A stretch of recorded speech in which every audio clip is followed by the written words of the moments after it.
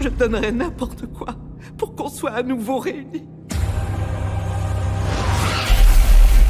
Notre grand-père pensait que le mal reviendrait si quelqu'un lisait le livre des morts. Kunda. Toute la famille pourrait être réunie.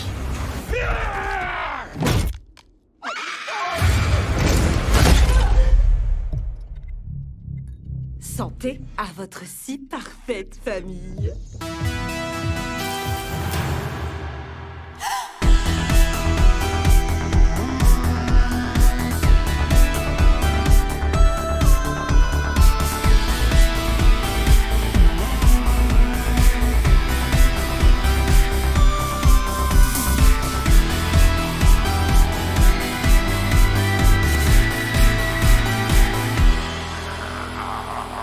Bonjour à tous et à toutes et bienvenue dans le 3e et dernier épisode de la Evil Dead Week. Vous écoutez Jumpscare, votre podcast sur le cinéma horrifique. Et pour clôturer cette semaine dédiée à la sortie de Evil Dead Burn en salle, on a le plaisir de recevoir à nouveau le réalisateur du film, Sébastien Vanitschek.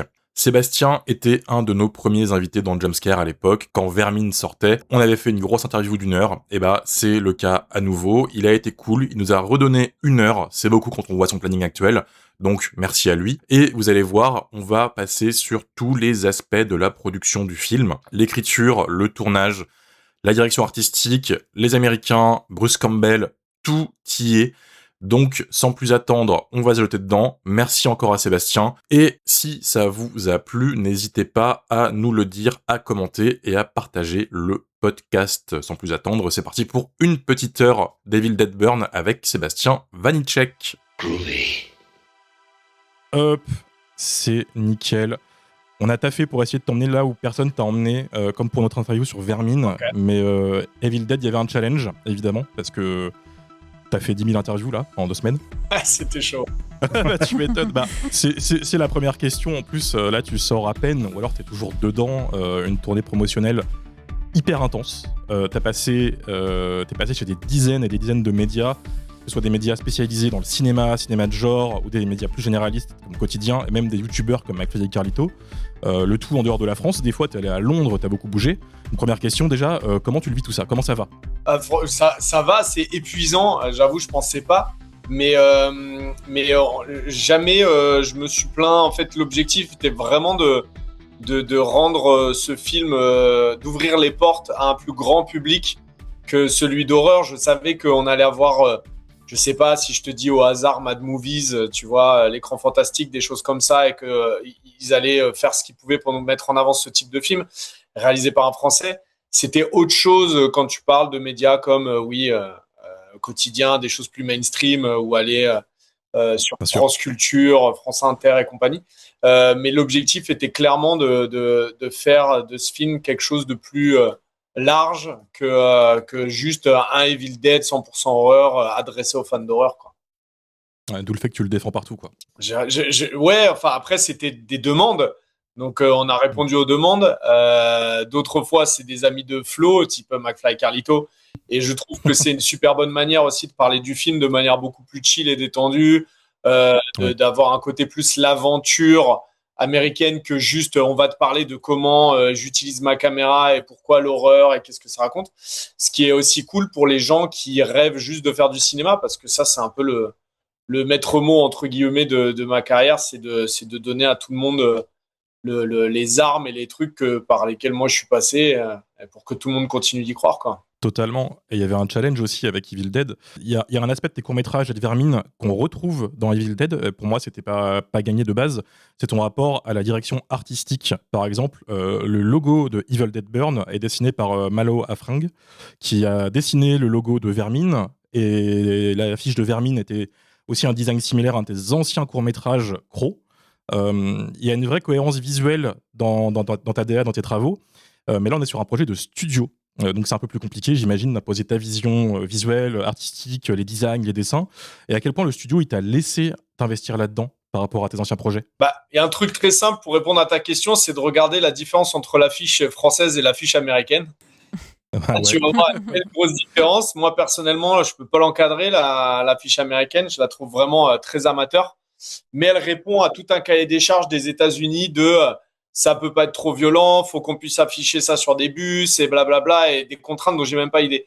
Moi, je pense 100% direction artistique depuis le jour 1. C'est-à-dire que dès qu'on commence à écrire le film, je vois déjà comment je veux le filmer, je vois déjà les couleurs, je vois déjà où je veux l'emmener. Donc c'est indissociable, la promo, le marketing est indissociable du film. Donc bien évidemment que quand les Américains, aussi gentils soient-ils, viennent me demander mes idées au tout départ, je leur donne. Après, est-ce qu'ils les écoutent, c'est autre chose. Et du coup, j'ai été très surpris quand je me suis confronté au marketing de Warner Bros. De constater que, en fait, je suis pas invité à la table des discussions et que merci pour les retours, mais assieds-toi là et regarde-nous faire, tu vois. Et en France, c'était pas le cas. Quand j'ai bossé avec Metro, je leur ai tout de suite dit, alors j'ai des frustrations à réparer, je veux une belle affiche française. Si vous voulez, on garde le côté profil de Suella pour pas non plus complètement détonner, parce que moi j'avais d'autres idées. Mais par contre, on va avoir un ADN qui est beaucoup plus proche de ce que je fais. Donc oui, effectivement, le titre, il y a beaucoup de choses et beaucoup de détails. Si tu regardes le titre Evil Dead Burn, en fonction des pays, c'est jamais la même chose. Ça va dans tous les sens. Ça, c'est moi, j'ai dû apprendre le lâcher prise pour accepter que en fait, j'allais pas contrôler ces choses-là, c'était pas possible. Mais en France, au maximum, j'ai pu contrôler. Donc oui, j'ai mis les gens avec qui j'ai travaillé sur Vermine et que je connais depuis longtemps, comme je les ai mis sur la post-prod, comme tout ça. C'est-à-dire que ma direction artistique, je la crée avec ces gens-là, quoi. Donc c'était indissociable de. Et justement, on parle de direction artistique, mais tu as toi-même dessiné les dessins qu'on retrouve dans le livre qui est dans Evil Dead Burn. Comment ça s'est passé, la phase de création des décors, des accessoires, et plus particulièrement de ces dessins? Moi, je suis arrivé assez préparé en Nouvelle-Zélande quand j'ai rencontré les équipes. J'avais un mood board, comme j'avais fait pour Vermine. J'avais un mood board d'une cinquantaine de pages déjà avec des personnages, des costumes. J'ai cette chance de dessiner et donc du coup, je dessine beaucoup tout le temps sur mon temps libre, etc. Donc en fait, forcément, il y avait un ADN, il y avait des couleurs, il y avait une façon de- il y avait un graphisme quoi. Et du coup, j'ai voulu continuer de le transporter jusqu'au livre des morts lui-même parce que quand on a commencé à parler de ces pages et qu'on m'a parlé de graphistes, etc. Et c'est vrai que j'ai vu des propositions passer sur les bureaux de dessins obscurs, de monstres, etc. Et ça collait jamais vraiment précisément. Alors du coup, j'ai voulu faire un exemple. Alors j'ai dessiné les 4 pages en disant voilà, c'est à peu près ça, ça doit être chargé. Le journal du grand-père doit être chargé comme ça. Là, j'ai carrément sorti mon carnet à moi de notes, de dessins qui est juste là et qui est chargé comme le truc du grand-père en fait. C'est-à-dire qu'il y a, je vous sors ça, speed, c'est pas du tout fait pour le podcast. L'exclu du mois. Non, c'est un podcast audio en plus. Mais tu vois, c'est chargé, Ah tu ouais. vois, ça, il y a des dessins partout. Et du coup, tu as un truc très. Ça fait une pensée un peu d'un truc, un pensée maladive où tout s'accumule. Et je voulais que le grand-père ait un truc comme ça. Et au bout d'un moment, c'est eux qui m'ont dit, fais-le toi-même, en fait, dessine-le toi. Et moi, c'est vrai que je l'avais même pas envisagé. Je me disais, c'est pas possible que je dessine le livre des morts. Et en fait, c'était beaucoup plus simple. Je me suis pris un dimanche après-midi à Auckland et j'ai dessiné des monstres et j'ai mis des taches de sang, de trucs. Et puis c'est parti comme ça. Et après, tu sais, je me suis dit, il va y avoir plusieurs étapes de validation et tout. Non, non, non. Le mardi, c'était imprimé, c'était mis sur une page, machin et tout. J'ai fait, ah, mais c'est officiel et tout. Ça s'est fait beaucoup plus simplement que ce que je pensais, quoi. Moi, j'avais une question. Un de tes fidèles collaborateurs, c'est le chef opérateur de Vermine, qu'on a retrouvé aussi dans plusieurs de tes courts-métrages, donc Alexandre Jamin. Il cède sa place à un chef opérateur différent pour Evil Dead Burn, Philippe Lozano. Ouais. Comment t'as vécu ce changement? Très bien parce que je n'ai pas pris un chef opérateur que je connaissais pas. J'en ai parlé autour de moi et j'en ai beaucoup parlé avec mon étalonneur surtout des chefs opérateurs qui connaissaient et qui avaient plus d'expérience aux États-Unis que Alex, qui avait plus d'expérience en politique que Alex parce que je savais qu'il fallait pas être naïf, mais en allant là-bas, il me fallait quelqu'un de talentueux, un très bon soldat pour vraiment opérer les choses que je veux opérer parce que j'avais des idées un peu particulières, tu vois, de plan de caméra, mais fallait un bon politicien. un gars qui sait gérer un studio, qui sait répondre à des mails à 3 heures du matin après une grosse journée de travail. Tu vois, il y avait un aspect extra professionnel qui est très très très important que moi j'allais découvrir. Et je sais qu'Alex, il est comme moi. Alex, on a grandi ensemble et donc du coup, on était tous les deux pareils et ça allait pas marcher. Donc je l'ai expliqué à Alex que ça allait pas, qu'on n'allait pas pouvoir le faire ensemble, sinon on allait se faire tous les deux manger. Et quelque part, j'ai eu raison parce que Philippe a été un très bon rempart parfois entre le studio, les producteurs exécutifs et moi. Et c'est vraiment ça qui a été le plus important à mon sens, au-delà de tout son talent, bien évidemment. Ça a été très très important le côté Game of Thrones, tu vois. C'était un jeu d'échecs avec le studio constamment, comme tu disais tout à l'heure, des fois céder des trucs. Attends, pourquoi je te dis tout à l'heure? Non, putain, j'ai eu un autre zoom juste avant, excuse-moi. Mais en gros, je parlais de ça, de céder des choses, mais prendre sur d'autres et d'essayer de contrôler en fait de A à Z le projet en leur laissant croire que c'est eux qui contrôlaient, quoi. Bah, toujours sur la prod du film, est-ce que tu peux revenir peut-être un petit peu sur le casting? Comment est-ce que tu as sélectionné les acteurs pour chaque rôle? Est-ce que tu avais un droit de regard? Ouais, bah carrément. Non, mais je te dis en fait, ça s'est fait quand même de manière assez indépendante le film, hein. Il y avait un truc, le studio était là pour contrôler, mais euh, jusqu'au montage, ils ont jamais dit non, on fait pas ça et tout ça, quoi, hein. Et du coup, le casting pour Suella, moi je l'ai rencontré à Paris, mais vraiment très très en amont. J'écrivais encore que je voulais lui en parler. Son agent c'est l'agent aussi de Sophia Le Saffre qui est dans Vermine. Donc du coup, j'ai appelé Laura en sachant qu'elle bossait avec Suella et moi j'adorais le travail de Suella et donc j'ai appelé Laura pour lui demander est-ce que Suella serait intéressée par un film d'horreur américain, blablabla. Et du coup, j'ai pu la rencontrer comme ça et aussi Théo Christine qui a aidé à la rencontre parce que Théo qui joue dans Vermine est très ami avec Suella. Bref, et on s'est rencontrés, on a déjeuné ensemble et je lui ai d'abord parlé de tout ce que je voulais faire en film pur. Avant même de parler Evil Dead, horreur et tout ça, je lui dis juste voilà de quoi parle le film, voilà quel est le personnage, etc. Et je sais que j'avais besoin d'une actrice hyper physique et Suella est une des plus physiques qu'on ait. Elle est suisse, mais qu'on est en France. Et du coup, ça a été un long process d'aller-retour, de lecture, elle qui s'implique, blablabla. Et elle, par contre, ça fait depuis le départ que je voulais vraiment tourner avec elle. Et ensuite, pour tout le reste, ça a été vraiment du casting sur tape au départ, c'est-à-dire que tu reçois des centaines et des centaines de vidéos à regarder, où là, tout le monde donne son avis. Tous les producteurs disent ah moi j'aime bien ci, j'aime bien, tu fais ta liste et tout, et puis tu rétrécis. Et à la fin, il me restait 2-3 acteurs par personnage. Et, on était assez d'accord avec la prod pour tous, sauf pour le personnage de Joseph, où moi j'étais vraiment à fond depuis le départ sur Hunter. Et j'ai dû un peu le défendre auprès de tout le monde en disant franchement c'est lui, pour ci, pour ça, etc. Et il se trouve que quand on a fait le dernier callback et qu'ils étaient plus que 2, j'ai donné beaucoup d'indications à Hunter pour qu'il s'en sorte très bien. Et je vais pas mentir, un tout petit peu moins à l'autre. Bon, il va pas entendre, il est américain. Il est pas français. Et il était extraordinaire. C'est juste que voilà, j'avais un truc pour Hunter. Et du coup, forcément, Hunter est sorti du lot et le studio a dit OK. Et on s'est pas trompé, c'est-à-dire que tout le monde est hyper content de sa performance à la fin. Et voilà. Et sinon, Errol et Tandy et Maud sont respectivement néo-zélandais, australiens.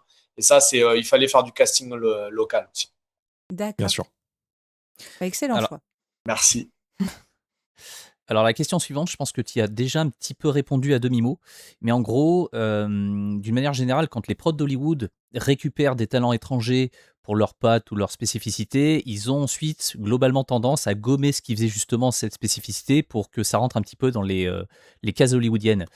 Et toi, en tant que metteur en scène très porté sur l'image et sur la construction des plans, est-ce que les idées de mise en scène qu'on attend forcément de la part d'un film Evil Dead, que tu as mis dans ton film notamment, je pense à ce plan dans le miroir dont on comprend que c'est un reflet qu'au bout de quelques secondes, il y a des montages très très cut, un petit peu façon Requiem for a Dream, il y a le fameux plan séquence aussi qui a constitué le teaser, il y a les plans avec la caméra qui se retourne, enfin il y a vraiment tout ce qu'on attend d'un Evil Dead pur et dur.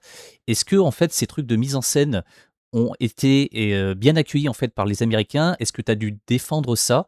Ou est-ce que comme c'est un Evil Dead, en fait, ça n'a pas posé plus de soucis que ça. En gros, en fait, la question sous-jacente qui se cache derrière celle-ci, c'est est-ce que Sam Raimi est aussi cool que la légende? Est-ce qu'il t'a fait vraiment confiance? Est-ce que tu as pu t'éclater à ce niveau-là, quoi? Sam Raimi, il est en tournage, il a tellement de classe que en gros, il te dit amuse-toi, fais ce que tu veux, je te fais confiance. Tu sais pourquoi tu es là. Et il a cette pudeur de réalisateur de laisser un réalisateur faire son travail, donc il n'était pas là sur le tournage. Et on pourrait dire ouais, il s'en fout, mais pour moi c'est tout l'inverse. C'est vraiment justement la meilleure manière de travailler, c'est pas de sentir quelque chose sur ton épaule, et il le sait. Donc du coup il n'était pas là. Moi j'avais que des encouragements du studio, que ce soit Warner, Studio Canal, tout le monde a accès au rush tous les jours. Ils regardent tous les jours ce qui a été tourné. Et je n'avais que des waouh, génial, super le shot, tout le monde qui était toujours hyper encourageant. Je sais pas si c'est la franchise qui permet ça ou moi qui ai suffisamment expliqué en amont que si jamais je m'engageais dans ce film-là, j'amenais avec moi mon style, la patte que je veux développer, et que si c'était pas le cas, si je pouvais pas, je préférais ne pas le faire. Mais je crois que les deux étaient parfaitement compatibles. L'envie de développer mon style correspondait parfaitement à l'univers d'Evil Dead. Et je pense que il y a des univers qui sont propices à ce genre de choses. Je pense que si on m'avait proposé un Star Wars et que j'avais eu cette envie de me dire putain, waouh, c'est une folie, je peux y aller, etc. Je pense que l'univers n'était pas prêt à accueillir un peu mon style et ce que je veux faire avec la caméra. Donc on va dire que ça s'est un petit peu aligné, mais qu'il y a un petit peu de c'est pas des batailles, mais il y a quand même je fais en sorte que tout soit ok avant de m'engager. Y en a qui disent ouais, j'ai mis mes conditions, mais ça se passe pas comme ça à Hollywood. Je donne pas mes conditions. Je dis juste, les gars, si vous voulez bosser avec moi, si vous avez aimé Vermine, etc., ça implique ça. Et si vous voulez pas, vous aurez un autre film avec quelqu'un qui sera très bien, mais moi, ça marchera pas. Donc c'est pas j'impose, c'est de dire, je pense que c'est comme ça que je suis au meilleur de ma forme, quoi. Tu penses que le fait d'être très précis, d'avoir déjà dessiné beaucoup de choses, d'avoir timé beaucoup de choses, ça t'a aidé justement là-dedans? En fait, ça permet à tout le monde de savoir ce qu'on fait, quoi. C'est-à-dire qu'il faut capter que tu as 250 personnes qui attendent que tu dises bleu, rouge, gauche, droite, en haut, en bas. Tu vois, il y a un truc de t'es le chef d'orchestre, et arriver avec un dossier de 50 pages de dessin et en sachant extrêmement bien ce que tu veux faire, ça aide tout le monde. Bien évidemment, faut pas brider leur créativité. C'est-à-dire que l'objectif, c'est juste de leur dire, moi, je vais vers là et je vous encourage à aller vers là. Mais c'est évidemment hyper important. Et si t'as pas le dessin, c'est pas grave. Je sais que Flo, par exemple, ne dessine pas et par contre, il fait des moodboards. Il va sur Pinterest, il met toutes ses références, les costumes, les trucs, et ça marche très bien aussi. Le plus tu peux montrer et être précis, le mieux, quoi, pour les équipes. Alors, ça fait un petit moment, mais dans notre interview pour Vermine, tu avais évoqué l'importance pour toi de l'écriture des personnages. Et j'aimerais savoir quel est le personnage qui a le plus évolué lors de la phase d'écriture pour toi. En fait, je pense que ça se joue entre le personnage d'Alice et le personnage de Suzanne. C'est les deux femmes qui sont au centre de notre histoire, et c'est les deux femmes qui s'opposent complètement dans la vision de la femme, en fait, au sein de la famille et au sein de la société globalement. Et on voulait qu'elles s'opposent et on voulait qu'elles aient tous les deux raison. Donc du coup, c'est vrai que comme on a travaillé beaucoup avec Suella aussi sur son personnage et on lui a laissé vraiment les portes ouvertes pour que on est deux mecs, hein, on va pas se mentir, et donc écrire un personnage féminin, il y a un moment où on se confronte à des limites, et c'est vrai que quand Suella arrive, on lui pose des questions, on lui laisse une place assez importante dans l'écriture, elle s'approprie le personnage et tout, donc elle le fait, elle le gonfle. Et du coup, face à ça, il fallait que le personnage de Suzanne gonfle aussi, sinon elle se serait faite manger. Et donc quand Tandy est arrivé aussi dans la danse, c'est vrai que les deux qui s'opposent ont pris de l'importance pendant toute cette prépa en Nouvelle-Zélande. Donc je te dirais que c'est les deux femmes au centre de cette histoire qui ont le plus pris en phase d'écriture. Sur l'écriture, toujours, moi j'ai l'impression que ce Evil Dead Burn, il a la volonté de renouer avec les aspects slapstick, comiques des premiers Evil Dead, avec notamment la scène des doigts coupés dans la portière ou du monte-escalier. Et c'est une caractéristique de la saga qui a été un peu mise de côté depuis le remake de 2013. Qu'est-ce qui vous a donné envie, avec ton scénariste, de remettre cette dimension en avant? Et comment on trouve un équilibre avec les thématiques du film qui abordent des sujets quand même sensibles, comme les abus familiaux et les violences domestiques? Bah, très bonne question. J'ai envie de te dire qu'on n'a pas voulu, on s'est pas dit, ah, remettons de la comédie comme Sam parce que ça lui appartient. Personne veut faire comme Sam Raimi, personne veut oser essayer de. Mmh. C'est son style. Quand il fait scène help, il le remet. Il y a que lui qui sait faire ça. Par contre, avec Flo, nous, quand on écrit Vermine, on met déjà de la comédie au milieu de l'horreur et ça s'invite assez bien et ça se mélange assez bien. C'est avec parcimonie, aux bons endroits quand tu le sens, pour relâcher la tension ou au contraire pour remettre de la pression derrière. Mais je me vois pas, moi, pour l'instant, écrire des trucs où il y aura pas ces petites touches. Donc, du coup, pour te répondre, c'est plutôt personnel, quoi. C'est-à-dire que c'est notre façon d'écrire avec Flo et on s'est dit, si on fait un Evil Dead, on met un peu d'humour, pas parce qu'on veut faire comme Sam Raimi, pas parce qu'on veut remettre un peu de comédie dans les Evil Dead, mais juste parce que c'est nous, quoi. Et l'équilibre, en fait, était délicat, mais avec le sérieux du propos. Mais on avait la chance d'avoir un personnage qui est la grand-mère qui nous permettait d'amener cette dose de comédie et qui agit comme un comic relief. Et dans Vermine, c'était le personnage de Jérôme Niel, qui même dans les moments sérieux peut te permettre d'avoir un petit sourire. Et au bout d'un moment, les gens l'aiment tellement que dès qu'elle apparaît dans le film, les gens rigolent ou sourient. Et on savait elle allait porter ça en elle et qu'il y a des moments où on allait avoir envie de sourire, même après des choses difficiles. Et que de toute manière, le film allait sombrer dans quelque chose de beaucoup plus dark à partir du moment où la grand-mère, elle aussi, elle allait être possédée.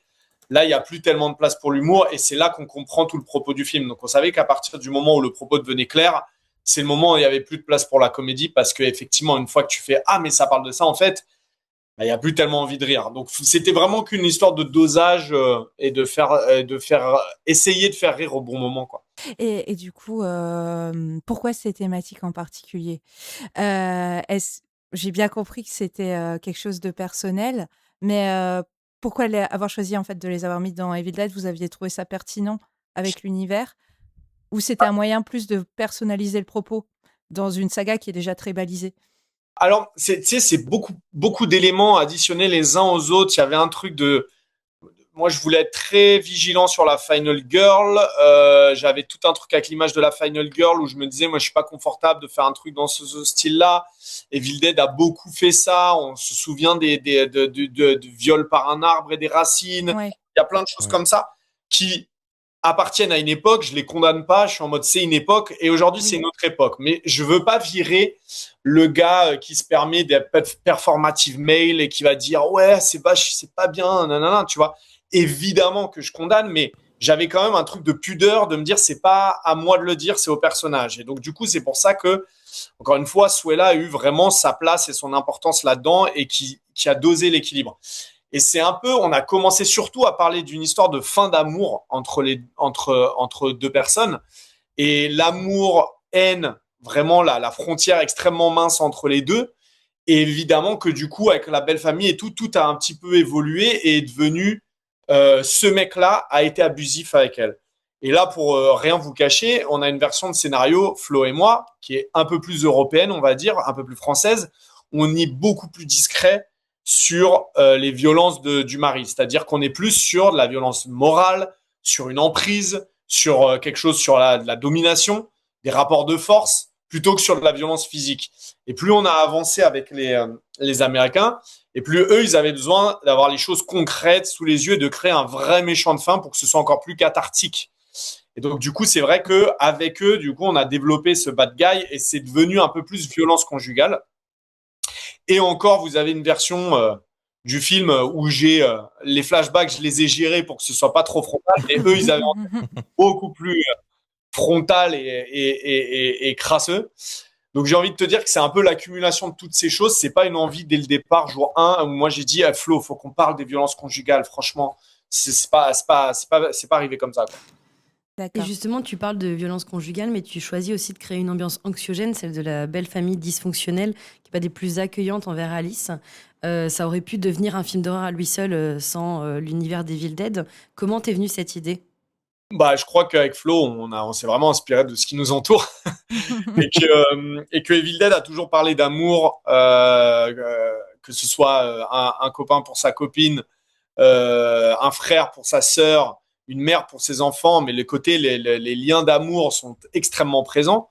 Et du coup, ceux de la famille qu'on ne choisit pas, la belle famille, était hyper intéressant. En plus, on trouvait ça même drôle parce que on a tous vécu des dîners belle famille à Noël ou quoi qui sont hyper angoissants. C'est un propos assez universel, assez drôle. Moi, j'avais cette scène de dîner en tête très tôt. Je m'étais dit, mais viens, il faut qu'on fasse la pire version d'un dîner avec une belle famille et de voir ce que ça donnerait.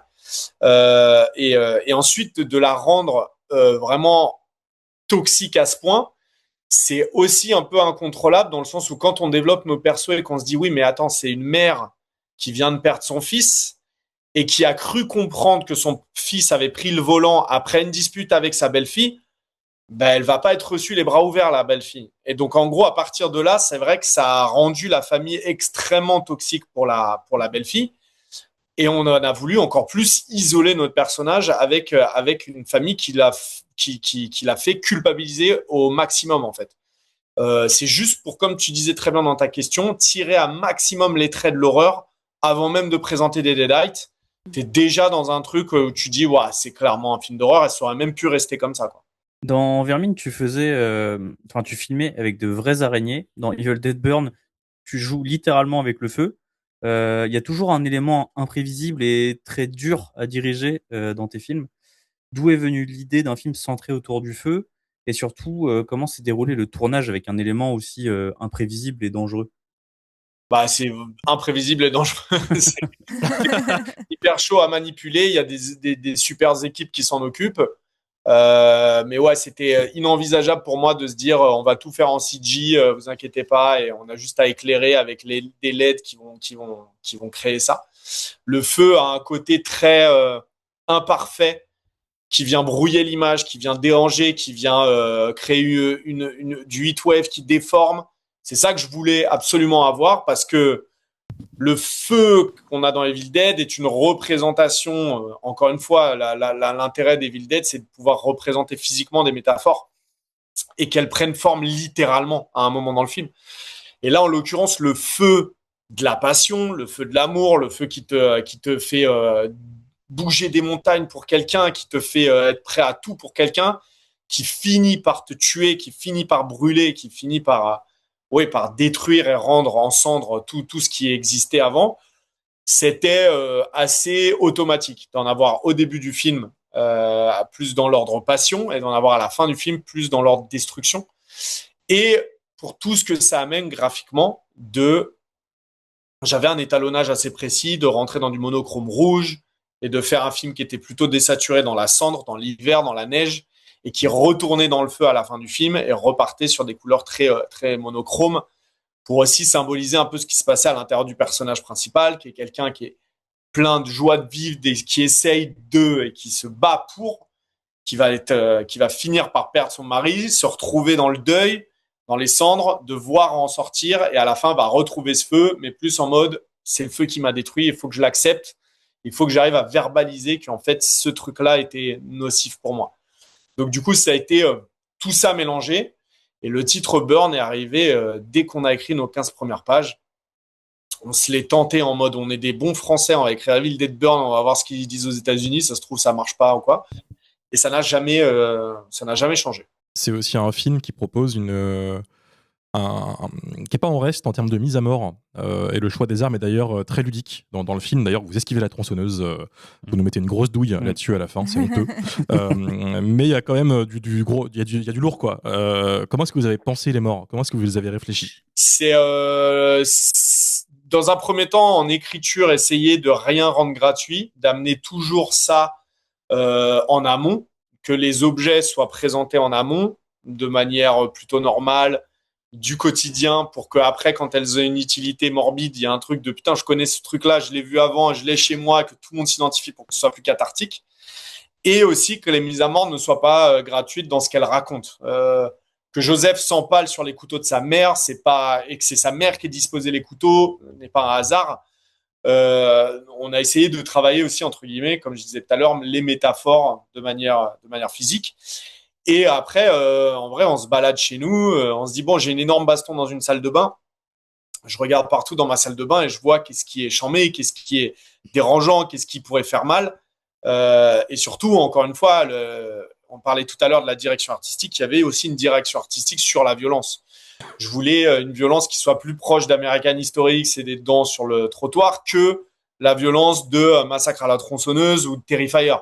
C'est deux types de violences différents et moi j'ai opté pour un truc qui était plus, j'ai envie de dire, à mon sens, viscéral. Et c'est encore une fois, voilà, l'addition de tout ça qui nous mène à se dire, bon, bah écoute, je vais prendre ce petit rasoir rose pourri et je vais lui faire lacérer le visage de sa belle-mère, quoi. Et justement, en parlant de violence, je sais pas si tu t'en rappelles, mais la dernière fois que tu étais passé dans Jumpscare, on avait longuement parlé de survival. On avait parlé de à quel point c'est un genre que tu apprécies beaucoup. Je crois que c'est un de tes films préférés. Je crois que c'est même Green Room. Ouais. Et en fait, là, quand je suis allé voir Evil Dead Burn, je guettais un petit peu tous les aspects qui pouvaient renvoyer au survival. Et même si le film n'en est pas tout à fait un, il y a quand même pas mal d'éléments qui le rattachent en fait à ce sous-genre. Le fait que l'arrivée et le départ du personnage principal se situent dans un lieu reculé et se fait en fait par la route. Il y a aussi la famille qui joue en fait qui sont les méchants en fait dans le film, qui est une famille complètement tarée. On a un niveau de brutalité qui est un cran au-dessus par rapport aux autres films d'horreur. On a cette espèce d'arrêt obligatoire dans un lieu avant que ça dégénère. Dans les survival, c'est souvent les stations essence. Là, c'est un funérarium. Voilà, il y a beaucoup de choses en fait qui permettent de voir en fait l'amour que tu peux porter à ce genre. Et du coup, ma question c'était, est-ce que, encore une fois, comme avec Vermine, c'était de l'ordre de l'inconscient, ou est-ce que vraiment c'est une espèce de répétition avant ton bon gros survival qui va arriver, j'espère, assez rapidement?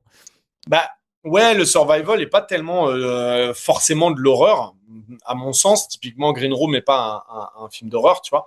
J'ai le truc du survival thriller, tu vois, tout ce que tu as dit, c'est tout à fait ça, mais le huis clos, enfermé, et moi j'adore l'unité d'espace et de temps, et d'avoir une survie sur une nuit. En tout cas, pour l'instant, c'est vrai que les projets que j'écris ont tout ce truc-là, parce que je trouve que pour l'instant, j'essaie de faire les films les plus physiques possibles et que les gens les vivent vraiment de la manière la plus intense possible. Et à mon sens, ça passe par ce côté presque en temps réel, tu vois, de pas avoir une ellipse de 2 jours qui te permet de souffler, de te dire ça va un petit peu mieux. Non, le survival permet d'avoir les comment ils disent, les stakes. Comment tu traduis Les ça? enjeux. Merci. Les enjeux. Je suis ignoble de faire ça. Désolé. D'avoir les enjeux au maximum parce que tu te combats littéralement pour ta vie, donc il n'y a pas plus important que ça. Et c'est comme ça que je vois le film de survie, quoi. C'est tu te bats pour vivre. Et c'est vrai que enfermer quelqu'un dans une cage avec des lions pendant 1 heure et demie et voir comment elle s'en sort, il y a un truc hyper jouissif de waouh. Vraiment, là, avec une baraque, avec tout ce que ça implique, etc., tout ce avec quoi je peux jouer, c'est hyper intéressant. Si en plus je mets des personnages un peu complexes au milieu de ça, qui changent, qui évoluent, qui se transforment ou quoi, c'est pour moi les ingrédients d'un bon film. Pour l'instant, c'est des survival. Je ne sais pas ce que je ferai ensuite, mais en tout cas, je trouve ça alléchant, moi. Et justement, tu parles de huis clos. Vermine était déjà un huis clos. Là encore, on est dans une baraque tout le long, mais tu fais le choix d'être le plus jusqu'au boutiste et tu vas faire un huis clos dans un huis clos avec la fameuse scène de la baston dans la voiture qui est totalement folle pour le coup, mais je me dis, en la regardant, ça a dû être un enfer à filmer. Comment tu l'as préparé cette scène? C'est une des plus cool, hein, parce que en fait, elle est folle. je revenais vraiment, enfin, des plus cool à faire. Je veux dire, je me permettrais pas de dire à moi-même qu'elle est cool, mais tu peux. C'est ton film, hein. Parce que j'étais vraiment en mode court-métrage, c'est-à-dire qu'on a pris une caméra qui permettait de mettre un Rialto dessus, c'est-à-dire que la caméra qui est une Vinis 2, le corps de la caméra est à côté, tu mets en dehors de la voiture, et toi tu te retrouves avec un truc qui ressemble à une espèce de... Ah oui, c'est les caméras coupées en deux. Et tu mets ton optique dessus, donc en fait c'est très... moi je la tenais comme ça. Et j'ai demandé à mon chef-op de me faire une lumière à 360, et de pouvoir vraiment évoluer. On avait des écrans LED tout autour et de vraiment pouvoir évoluer partout où je voulais. Et à partir de là, en fait, ça se tourne très vite, ça se tourne de manière très intense. Les cascadeurs sont là tout le temps avec toi. On change, on met le cascadeur à la place du personnage, on met 3, 2, 1, boum, le truc explose, et puis paf, tu tombes là, puis la caméra, je la mets derrière, et puis je reviens devant, et en fait, tu fais ton prévise en prépa, tu travailles ça hyper bien, tu fais ton storyboard, et ensuite, tu filmes ça avec ton iPhone, et tu fais le montage sur ton ordi. Ça, c'est des trucs que j'ai fait pendant la prépa. Et une fois que tu arrives sur le set, en fait, tu sais exactement où tu mets ta caméra pour chaque truc. Et si à la limite, tu as envie de rajouter un petit mouvement au moment où tu le tournes, tu le fais. Mais du coup, c'est pour ça que je disais que c'était la plus cool à tourner parce que c'était une ambiance très court-métrage. Tu vois, quand tu es en court-métrage et que tu t'en fous de ta lumière, tu te dis, ah, vas-y, je suis là, eh, vas-y, je me mets là et il n'y a pas de 2 ans et demi de, attends, je te remets ton poly et compagnie, tu vois. Donc, dans cette voiture, c'est ça que j'ai demandé parce qu'on n'avait que 3 jours pour la faire. Et du coup, j'ai dit, les gars, si on n'arrive pas à avoir un mode court-métrage guérilla, on la rentre pas la séquence. Donc, il faut absolument qu'on ait ça. Donc, ça m'a ramené à mes années court-métrage et j'ai adoré la tournée. Il n'y a pas de triche, du coup, c'est une vraie voiture. C'est pas un décor légèrement agrandi, une voiture pour tricher un peu. Non, c'était une vraie putain de voiture. Bah, sur la technique, Evil Dead, à la base, surtout les 2 premiers, sont des films références dans l'histoire des effets pratiques, qui ont carrément créé des techniques. Et alors, les techniques ont certes évolué vers le numérique, mais j'imagine que quand on tourne à Evil Dead, il y a une petite envie d'aller vers des effets traditionnels. Et est-ce que c'était ton envie? Et si oui, quelle part y as-tu accordé dans ton film? Bah, tout, en fait. C'est-à-dire que tout ce que je peux faire en pratique, je le fais en pratique. Il n'y a pas un truc dans lequel on est allé vers du CG automatiquement. La tête de Tia qui se fait éclater par un lave-vaisselle, on est sur du pratique avec un truc qui est fait, une tête avec un crâne, avec de la viande dedans. Enfin, tout est, dès que tu peux le filmer, tu le fais. Et il y a des fois, évidemment, j'ai pas eu l'argent pour brûler une maison en entière, mais par contre, j'ai mis les flammes dans la maison, j'ai mis les flammes à chaque fenêtre. Donc, les flammes étaient vraiment là sur le plateau. Et donc, tout ce que j'ai fait, c'est ce qu'ils appellent enhance. Juste, j'ai pris ces flammes-là, ils les ont intégrées derrière et ils ont fait des collages pour que ces vraies flammes s'intègrent. Mais c'est-à-dire que si j'avais eu plus de temps, je les aurais fait avec des miroirs, par exemple. Ouais. Mais comme on avait le côté numérique, on a fait des doubles passes. On a fait le chien qui saute et ensuite j'ai fait cela et en gros, je mets les deux ensemble et ça me fait la double passe. Mais tout est là. Et mon personnage de Will, qui est le truc le plus CG de tout le film, on va dire, cet acteur a été sur le set avec son maquillage. Il a posté plein de photos d'ailleurs de lui avec ce fameux make-up, etc. Mais je rajoute à ça des endroits où il a des trous verts parce que bien évidemment les trous je peux pas les faire en make-up. Mais tout ce qui est frontière entre sa peau et le trou, elle est vraiment là. Je voulais garder sa performance. Je voulais garder à quel point lui était terrifiant tout seul. Et après évidemment je mets une barre de flamme sous la caméra pour me rajouter un heatwave pour que son image soit tremblante, pour que en gros je puisse cacher mon monstre un peu derrière quelque chose de tremblant. Mais tout était là en fait. Donc c'est-à-dire que je voyais sur ma caméra directement le rendu. Je savais qu'ensuite les CG allaient m'enlever ça et m'enlever ça. Mais il n'y a pas eu de je te rajoute à tort et à travers, quoi. C'est pour ça aussi que son corps est pas souvent filmé parce que le corps était beaucoup plus CG. Et donc du coup j'ai tenu à avoir des plans assez resserrés de lui. Parce que j'avais pas envie non plus d'avoir 15 plans où j'ai un monstre CG qui se balade, quoi. Je voulais se concentrer sur la performance. Donc, évidemment que l'héritage Evil Dead te pousse à aller vers du réel. Mais au-delà de ça, n'importe quel réalisateur, je pense, a tendance à se dire « Ah, si je peux le faire, c'est cool parce qu'on est tous des gamins, en fait. » Oui. Tu vois, je sais pas, t'as envie de voir une explosion, t'as envie de voir un truc brûler, t'as envie... À un moment, ils m'ont dit on va faire brûler la voiture en CG. J'ai dit c'est hors de question. J'ai fait des courts-métrages à Noisy-le-Grand où je brûlais des voitures. Vraiment, tu vas pas me dire que je fais un film à Hollywood et on va pas cramer une voiture, quoi. Oui, t'as fait. C'est dans Holo où tu balances une caravane dans une voiture ou un truc. Ouais, complètement. Ça, ils auraient aussi dit attends, sécurité, on peut te le rajouter en CG. Tu fais attends, les gars, c'est fou. Je les imagine transpirer avec toi en mode ouais, je vais tout balancer. Là. Ouais, je l'ai provoqué bien assez sur les flammes. Ouais. Les flammes, quand elles n'étaient pas assez hautes, on a dû brûler une partie de décor à la fin du tournage. C'est vrai que ça s'est un peu barré en cacahuète parce que je leur ai demandé plus. Je leur ai dit, mais en France, on fait beaucoup mieux. Et là, ça a un peu titillé. Ah, ça les a et là, ils m'ont mis 18 litres de sang sur des rideaux et là, ils n'ont plus trop contrôlé. Ah mais c'est fou, il y a un élément, il y a une vidéo du making of qui commence à sortir où on voit justement un plan de la baraque qui brûle de l'intérieur, où les rideaux brûlent. Ouais. Mais c'est ce C'est plan-là. ça, et tout le monde est en plein stress, tout le monde court avec les extincteurs, et t'as toi qui te tape une gigabarre Parce derrière. que j'ai déjà fait ça et donc je sais que c'est pas de danger. Et mon pote qui filme, c'est un pote de Noisy et donc du coup il sait aussi. Donc nous on est Comme à la maison il y finalement, a c'est ça. eu une petite panique à bord. Ouais. Alors, je vais revenir 30 secondes en fait sur la scène de la bagnole. Quand je l'ai découverte, en fait, je me suis dit, putain, mais ça fait depuis combien de temps que j'ai pas vu une scène comme ça, qui est à la fois horrifique et drôle, et qui se passe dans un endroit aussi réduit. Et en fait, au bout de quelques minutes, je me suis dit, putain, mais c'est jusqu'en enfer de Sam Raimi, quoi. Du coup, il y a une espèce de lien qui est évident. Je sais pas si c'est conscient ou inconscient, Inconscient. mais C'est cool. après, je me suis dit, putain, mais en fait, est-ce que c'est voulu, est-ce que c'est pas voulu? Mais du coup, est-ce que au niveau de l'écriture, vous vous êtes posé en fait la question de comment est-ce qu'on dose en fait le fan service? Comment est-ce qu'on dose en fait les clins d'œil à ce qui a été fait précédemment? Est-ce qu'on est avant tout là en fait pour raconter notre histoire et puis on verra après? Ou est-ce que on essaye de trouver une espèce de terrain d'entente avec les attentes que peuvent avoir aussi les Américains à ce niveau-là, quoi? Alors une chose est sûre, tu ne satisferas jamais tous les fans. Ouais. Il y a un truc avec Evil Dead, c'est que chacun aime son Evil Dead. Il y en a, c'est H. Williams. Il y en a, c'est la tronçonneuse. Il y en a, c'est les litres de sang. Il y en a, c'est le livre des morts. Il y en a, c'est la dague. Il y en a, c'est les Deadites avec des yeux blancs. Il y en a, c'est parce que c'est drôle, c'est Army of Darkness. Il y en a, c'est Fede Alvarez. Il y en a, ils trouvent Rise, c'est le meilleur. Il y en a, ils disent c'est le plus pourri. Il n'y a aucune chance de les satisfaire.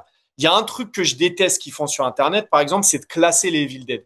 Et ça, j'ai vraiment un truc de les gars, vous avez rien compris à la franchise que vous prétendez aimer, parce que justement, Sam Raimi lui-même, ce qu'il veut faire, c'est de faire que des films différents.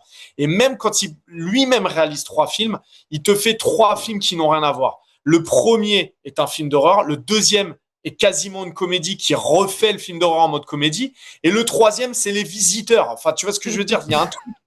Vous ne comprenez même pas la franchise que vous aimez, quoi. Donc, du coup, quand vous faites des classements, moi, j'ai un truc où je veux que ça disparaisse de mon algorithme parce que c'est carrément contraire à l'amour que moi j'ai pour Evil Dead. Donc, du coup, ça sert à rien de te dire je vais satisfaire les fans. Donc, il n'y a pas une fois la question fan service. Par contre, il y a la question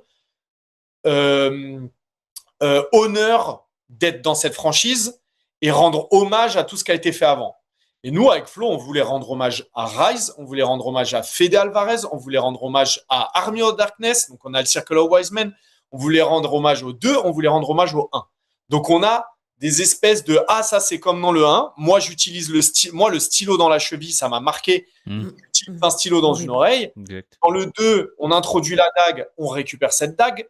Dans le 3, on t'introduit l'alchimiste, on utilise l'alchimiste. Fede Alvarez, c'est son livre des morts qui apparaît dans notre film. Et Rise, on utilise Jessica. Et on essaye avec tous ces films de créer quelque chose de logique, qu'ils fonctionnent, ils existent les uns avec les autres, mais c'était une façon pour nous de dire on s'inscrit dans cette franchise, on est honoré d'être dans cette franchise, et on va pas faire les gars prétentieux qui arrivent et qui sont là, ouais, celui-là, il est chiant, je l'aime pas, il n'existe pas dans mon univers à moi. C'est pas mon univers, c'est l'univers de Sam Raimi. Sam Raimi, il a fait confiance à des réals avant moi. Je vais rendre hommage à ça et moi, je vais essayer de faire en sorte qu'ils existent tous. C'est pas pour les fans. Franchement, les fans, ça sert à rien d'essayer de les satisfaire. Il y en a, je les aime d'amour, ils m'envoient des messages, j'ai envie de les prendre dans mes bras. Il y en a d'autres, j'ai envie de les insulter parce que c'est des débiles profonds. On en parlait tout à l'heure, mais la scène du dîner, elle est très réussie. C'est un véritable point de bascule dans le film. C'est hyper anxiogène. D'ailleurs, pas merci pour le chien. Voilà, je t'en veux pour le chien. Je suis désolé. Comment tu as dirigé tes acteurs et tes actrices sur cette scène? Alors, j'adore les chiens, donc tu te doutes bien que moi, j'ai fait tout un court-métrage où on condamne les abandons. Et j'adorais le fait que le centre de la famille, qui est en mode les chiens, c'est dans la famille typique, etc., soit considéré comme un personnage et le droit de revenir comme un Deadite aussi, tu vois. Il a cet honneur-là. Et je kiffe ce Deadite chien badass. Et comment on l'a construit, c'était pour moi la plus challengeante de tout le film. Il y avait des challenges techniques sur beaucoup de scènes, notamment le plan séquence. Mais moi, mon challenge solo de réalisateur, c'était celle-là parce que je n'ai jamais fait ça de ma vie, même dans mes courts-métrages. Je n'ai jamais eu 6 acteurs autour d'une table et je dois choper le meilleur et en même temps, je dois créer une scène ultra tendue où l'horreur peut venir de n'importe où et je dois créer la menace. Donc, du coup, mon découpage dans ma tête, il doit être laser, storyboardé. Je sais exactement comment la scène est. Donc, je dois l'écrire avec exactement ce qui se passe. Il attrape le tire-bouchon et elle le regarde et elle attrape le couteau et elle regarde machine. Donc, j'écrivais carrément à chaque fois que un personnage écoutait et je savais que je voulais être sur l'écoute, c'était écrit au scénario pour que le montage soit déjà là. Ensuite, c'est beaucoup de répétitions avec les acteurs où c'est une scène de 7 minutes, mais de base, elle en faisait 10 parce qu'elle c'est 10 pages. Ça a été réduit à 7 où on sépare tout en bits de 2 minutes. Donc, on en a 5 et on répète comme une pièce de théâtre. Là, c'est le top, je prends ton truc. Là, c'est le top, je demande du vin. Là, c'est le top où je me lève, etc. Eux, ils avaient les tops et ils connaissaient les tops de tous les autres pour savoir que là, c'est le moment où il doit regarder, etc. Donc, c'était hyper challengeant. Et après, en termes de pur acting, moi, je devais diriger des jeunes qui avaient la niaque, qui rigolaient tout le temps, et des plus âgés qui étaient en mode hyper sérieux, hyper carré, etc. Gérer les énergies, comprendre comment ça fonctionne. On a tourné ça dans les toutes premières semaines de tournage en plus. Donc, c'était hyper challengeant.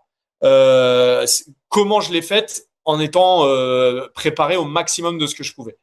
Et au final, il n'y a pas tellement eu d'impro sur celle-là. Ça a été plutôt laser sur ce que j'avais préparé parce que justement, j'avais pas trop la place pour l'impro, quoi. Il y a eu des moments d'impro ailleurs dans le film, du coup? Ouais. Par contre, je laisse beaucoup de place aux comédiens. Et comme je disais pour Suella, tu vois, à partir du moment où ils connaissent leur personnage, quand on arrive au tournage, je leur dis c'est à vous maintenant. Votre personnage, c'est vous qui le défendez. Et moi je vais être sur la réal et je vais vous accompagner.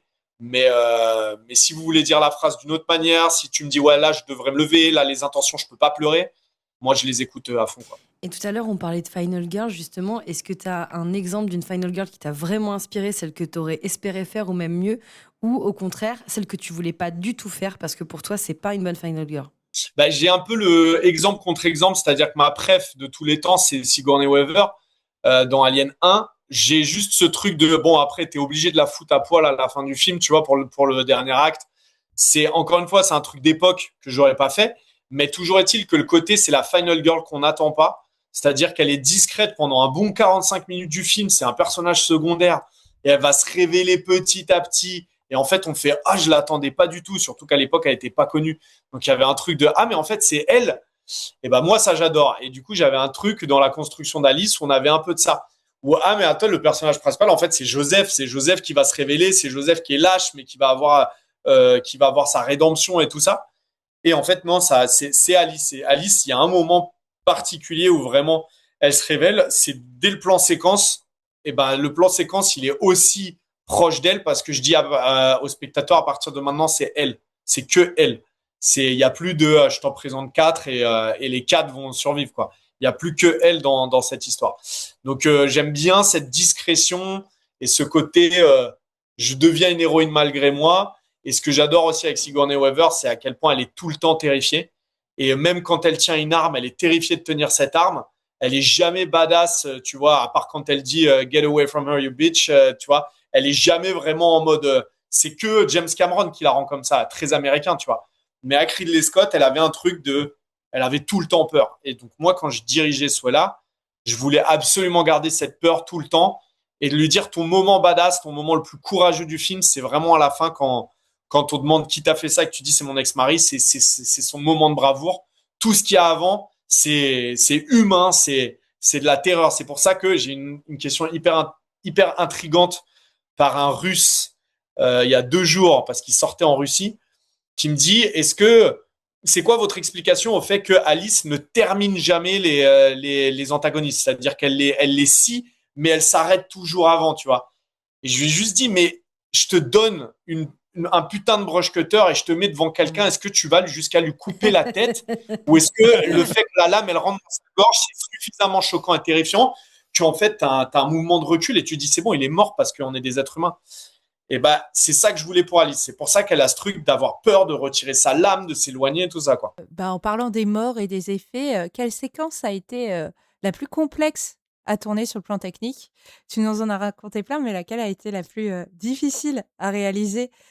Et est-ce que tu peux nous expliquer comment ça s'est passé du Bah, coup? je pense que c'est le plan séquence, clairement, Ouais. c'est Ouais. le genre de plan où tout le monde doit être au meilleur de son niveau, que ce soit les stunts, que ce soit les accessoires, la déco, les SFX qui doivent faire tomber la poussière sur elle au bon moment, la télé qui doit, enfin, tu vois, tout ça, c'est laser.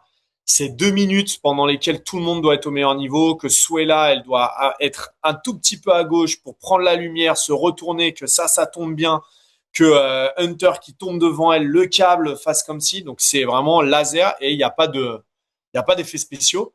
Donc du coup, la moindre erreur, en fait, elle fait qu'on retourne ce plan-là quand on repart au départ. Et comment on l'a fait? Bah, vraiment beaucoup de répétitions. Dans un premier temps, avec les cascadeurs, on dessine toute la scène et le chemin. Et ensuite, conversation avec tous les départements, parce que moi, c'était toujours la cascade doit impliquer un bout de décor. Je veux qu'il s'éclate dans le mur, je veux que la table pète, je veux que les ampoules explosent, je voulais que la maison vive et avoir une espèce de pseudo hommage à Evil Dead 2 où cette maison devient elle-même un être vivant dangereux. Et typiquement, il n'y a aucune raison que cette commode explose et tombe derrière elle. Mais moi, c'était mon truc de oui, mais même la maison essaie de la tuer en fait. Et même la maison est possédée. Mais c'était de le faire de manière un peu terre à terre. Donc du coup, voilà, c'est tous les départements au meilleur niveau, au même moment. Donc c'est très chaud.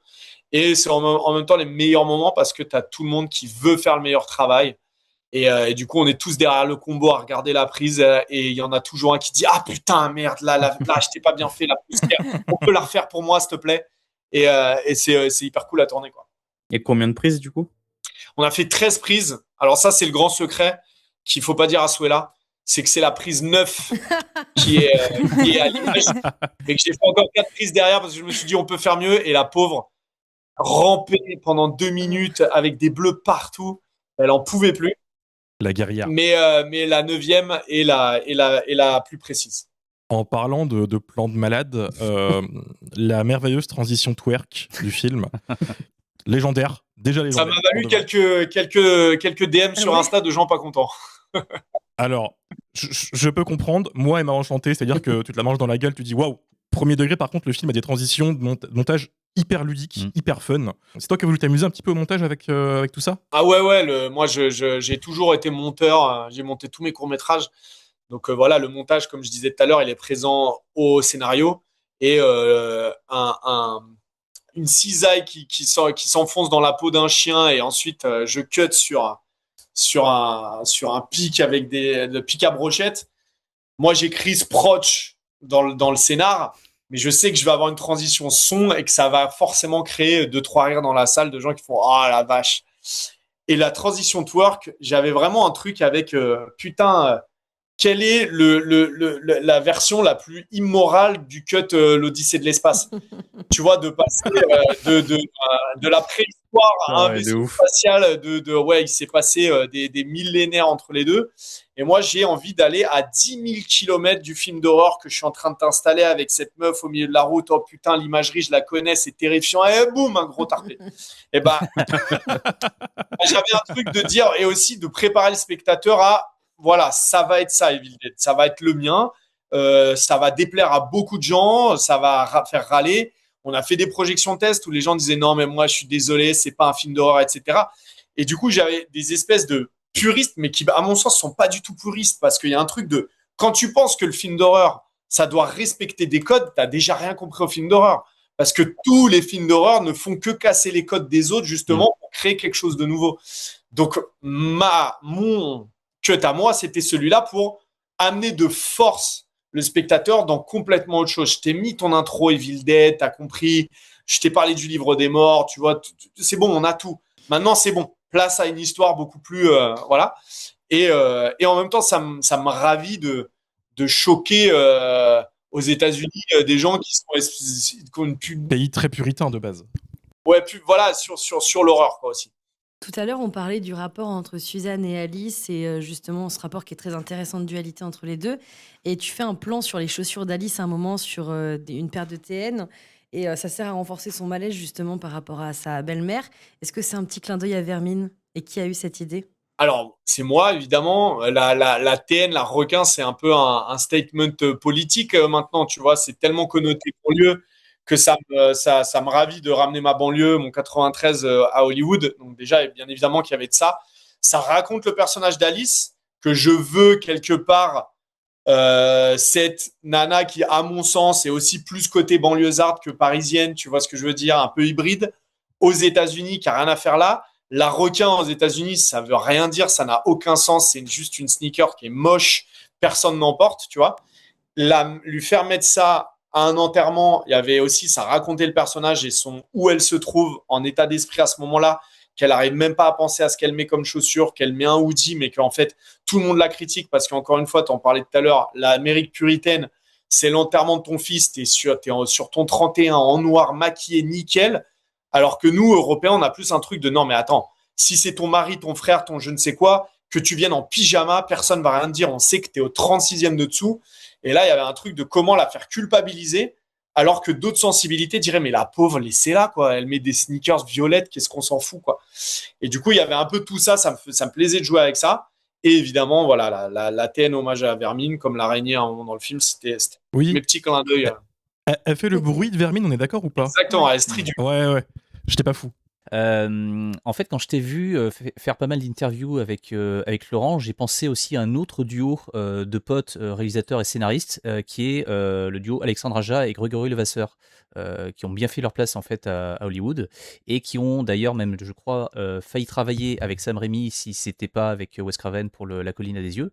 Et du coup, ma question c'était, est-ce que tu as essayé de les contacter pour avoir des avis ou des retours sur ce qu'il fallait faire, sur ce qu'il fallait pas faire? Ou est-ce qu'à l'inverse, tu t'es dit, boum, YOLO, on y va, puis on verra bien ce qui se passe, quoi? Je crois que Sam Raimi produit Crawl. Donc, Ouais, je crois que ça s'est fait après, ouais. ouais, Crawl et Crawl 2 là qui devrait faire aussi. Et en fait, Alexandre Aja, on s'est rencontrés avant même que je fasse Vermine. Juste avant de faire Vermine, je voulais rencontrer un ou deux réalisateurs de films de genre français pour essayer d'avoir le maximum d'expérience et de retour. Donc du coup, il m'a accordé un déjeuner où on a beaucoup parlé. Il m'a donné 2-3 conseils que j'ai pris et que j'ai gardés précieusement. Et ensuite, j'ai fait Vermine. Et ensuite, il se trouve que Alexandre Aja aime beaucoup Vermine et aimerait potentiellement en faire un remake américain. Donc du coup, on a commencé à beaucoup se fréquenter entre Harry, Alexandre et moi autour de ce remake américain, de comment il verrait le jour, etc. Alors moi, bien évidemment, je ne suis pas réalisateur, je ne suis rien d'autre que producteur exécutif, mais toujours est-il que l'idée est assez sexy, surtout portée par ce réal-là. Donc on s'est beaucoup vu pendant que je préparais Evil Dead avant mon départ et à mon retour. Et il était surtout sur un truc de, en fait, il peut me donner tout sur son expérience, etc. Ça n'empêche que je me ferai la mienne. C'est-à-dire que rien peut me préparer à ce qui va se passer. Ça peut se passer magnifiquement bien, ça peut être un enfer. On entend toutes les histoires. Il y a Coralie Farja aussi qui m'a beaucoup écrit. Et tu vois, de ces gens-là, j'ai gardé un bats-toi pour tes idées, va au bout. C'est pas grave si tu te fais pas aimer. On est des Français, ils nous aiment pas de toute manière. Ils vont te trouver chiant et auteur quoi qu'il arrive. Et donc du coup, assume-le, accepte-le et va et bats-toi quoi. Et du coup, c'est vrai que j'ai eu pas mal de bastons où j'y repensais, j'y revenais, je me disais écoute, c'est pas grave, je vais avoir la même répute que Fincher sur Alien 3 où tout le monde le détestait. Voilà, et Fincher aujourd'hui, c'est qui il est. Donc je suis pas Fincher, mais on va dire que j'ambitionne de faire des trucs comme lui. Donc du coup, je me dis allez, c'est pas grave, je vais me faire détester. Et j'ai gardé assez précieusement ce truc-là. Il y avait Fede Alvarez aussi qui a son co-auteur Rodo et ils font des trucs ensemble, ils écrivent tout ensemble et c'est Fede qui réalise. Fede était assez proche du projet, on a beaucoup échangé aussi, donc j'ai pu voir des gens se faire leur place aux États-Unis avec leurs co-auteurs, écrire des trucs et que ça marche et que ça plaise. Donc du coup, je me suis dit pourquoi pas moi en fait. Autant se battre quoi. Dernière petite question avant de te laisser tranquille. Alors pardon parce que moi je suis une fan d'Ash et du coup j'avais une petite interrogation, puisqu'il y a un portrait de Bruce Campbell dans la maison. Bien joué. Quel lien et alors du coup, quel lien entretient-il avec cette famille du coup dans ton lore Evil Ça, Dead? c'est la question à 1 million. C'est le moment où moi, en fait, avec Flo, on s'est pas mal nourri des Wikipédia Evil Dead avec toutes les théories. Vous avez vu la maison de machin? Alors, répondre à la question, c'est-à-dire que le grand-père s'appelle Benjamin Price. Donc, il n'y a pas de doute sur le fait que c'est pas le grand-père. Mais on a tenu, en plus, bien évidemment, de faire un hommage à Bruce Campbell, sachant que moi, de base, je voulais le mettre dans une scène post-générique, etc. Mais Bruce est quelqu'un de assez ferme dans ses positions et quand il dit « je ne referai plus H », il dit « je ne referai plus H ». Et aux fans qui disent c'est pas Evil Dead, c'est pas s'il n'y a pas H, je dis mais allez lui parler, allez lui dire, vous allez voir comment vous allez être reçus. Hein. C'est quelqu'un qui sait ce qu'il veut. Et c'est vrai que j'avais quand même envie, j'ai quand même tenté mon petit email, voilà, où j'ai dit écoute, tu sais, c'est pas une histoire de juste mettre une scène post-générique pour plaire aux fans. Je pense que c'est vraiment important que tu maîtrises, parce que la série s'est terminée sans qu'il maîtrise vraiment la fin, c'est-à-dire qu'il voulait encore faire une série. Ouais. J'avais envie de lui dire, mais si jamais tu ne reprends pas le rôle de H, pourquoi est-ce que tu ne m'accordes pas un plan, une dernière entrée, quelque chose de puissant et vraiment que tout le monde retiendra à l'éternité, tu vois. Mais vraiment, il m'a écrit un super mail en français où il me dit merci pour ta considération et ton amour du personnage, mais voilà, en gros, il y reviendra pas. Ouais. Mais donc déjà je voulais le placer dans le film, ça c'est une certitude parce que voilà, c'est à lui quoi. Et ensuite, je laisse les fans se faire leur chemin et je suis sûr qu'ils vont me trouver des trucs où je vais faire ah ouais exactement. Et tu peux nous dire ce que c'était la scène que tu avais prévue avec Bruce ou pas? En fait, tu sais, on a tout tourné, tout était fini. Moi, j'étais en post-production et on faisait les test screenings qui se passent bien, mais les gens sont fans du personnage de Polly. Et donc, les gens veulent potentiellement voir comment elle meurt. Moi, j'adorais la laisser, on voit juste sa jambe, mais on ne sait pas ce qu'elle devient. Et donc, du coup, tout le monde commence à parler de cette scène post-générique, le studio et tout. Et le studio dit, nous, on met un peu d'argent et vous faites une scène post-générique avec Polly. Moi, je dis, bon, alors déjà, je ne vais pas pouvoir la tourner parce que je ne pouvais pas retourner en Nouvelle-Zélande. Donc, c'est un autre réal qui va la faire, etc. Mais je suis chaud pour mettre ça dans mon film. Et donc, avec Flo, on a écrit une scène où Polly rampe au sol. Et il y a juste un shotgun qui rentre dans le champ comme ça. Et puis vraiment, ça tire et je te fais un plan royal sur... Elle disait « Hail to the King ». Et lui, il lui tirait dans la tête et on lui trouvait une punchline des enfers. Et voilà. Mais voilà, on n'a pas pu malheureusement. Ouais. Trop dommage. Trop dommage. Après, il a dit que pour lui, la fin de la série, c'est la fin d'Ash et qu'il faut plus compter sur Ash. Voilà. Ouais, il est très... mais ils sont tous comme ça. Hein. Quand Rob, Sam et Bruce, ils ont un truc très... parfois, tu peux dire que c'est froid, c'est lugubre, c'est en mode non, mais c'est fini, c'est mort. Et tu fais waouh, les gars, doucement, peut-être que. Fataliste sur plein de trucs. Et donc, là, il est comme ça, mais c'est un bête de gars. Et vraiment, j'ai des mails de lui que je garde près de mon cœur. Bah, tu m'étonnes. Eh ben, on arrive à la fin, c'est pile l'heure qui vient de passer. Merci beaucoup, Sébastien, merci pour ton temps, pour l'interview. J'espère qu'on a réussi à te poser des questions un peu stimulantes. Ouais, je te garantis que c'était très bien. Super. Il y avait une pression, il y avait une grosse pression. Merci beaucoup. Merci. Merci à toi, on te voit pour le prochain film, j'espère. Voilà, on se voit pour le prochain. Survival. Vas-y, le fameux Survival. Salut. Vas-y. Salut les gars. Je cut. Salut. Merci. Bonne soirée.